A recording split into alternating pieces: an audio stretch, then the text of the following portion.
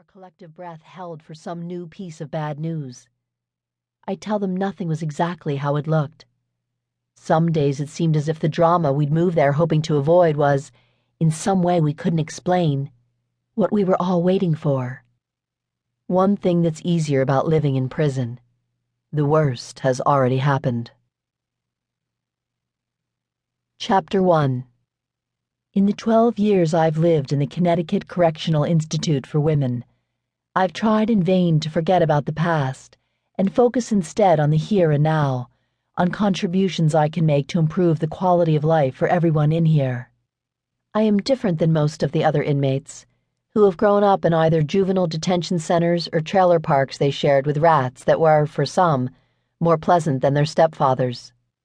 Scratch a female inmate, I've discovered, and you'll usually find a girl whose mother had terrible taste in men.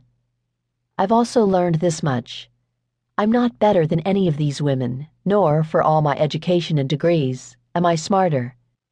We've made the same mistakes, misjudged other people and ourselves. Officially, I am the prison librarian, a job for which I get paid 35 cents an hour.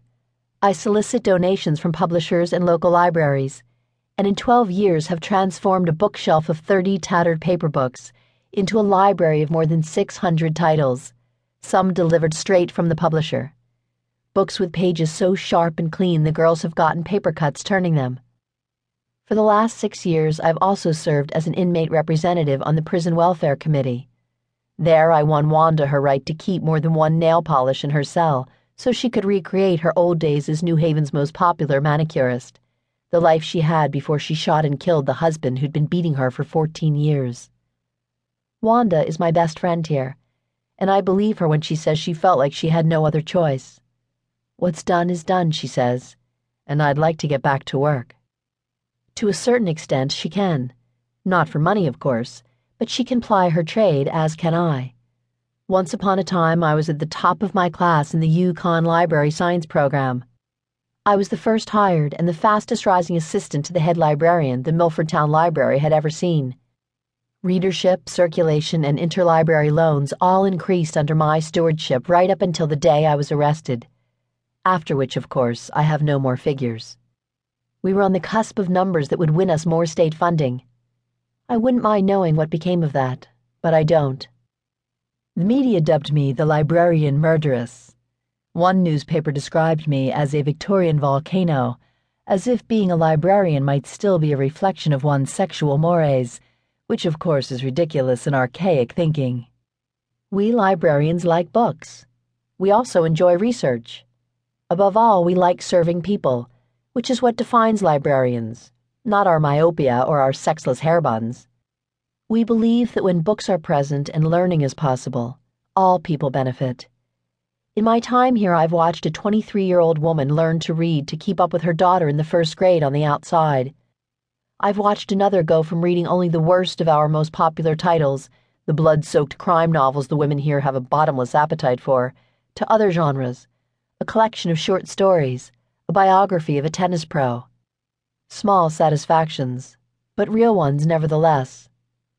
Sometimes I believe I've made a larger difference here than I could have at my old job, where, let's be honest, the illiterate didn't often walk through the door. But a recent flurry of attention surrounding my life here has been a little unnerving.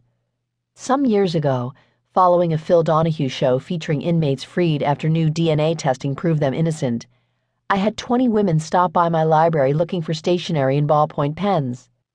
I'll admit that I got caught up by the episode, too.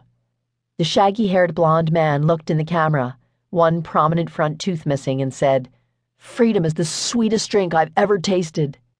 He'd served 26 years in prison for a rape he didn't commit, against a woman he'd never met.